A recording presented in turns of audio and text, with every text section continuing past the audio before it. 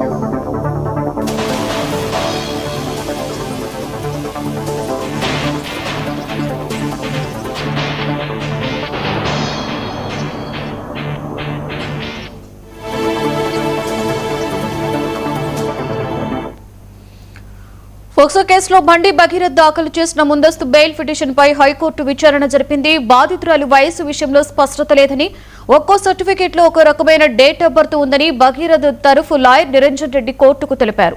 దీనిపై స్పందించిన హైకోర్టు పోలీసులు బాధితురాలి వయసుపై రేపు వెరిఫికేషన్ చేయాలని సూచించింది. మధ్యంతర బెయిల్పై శుక్రవారం తీర్పు వెల్లడిస్తామని తెలిపింది.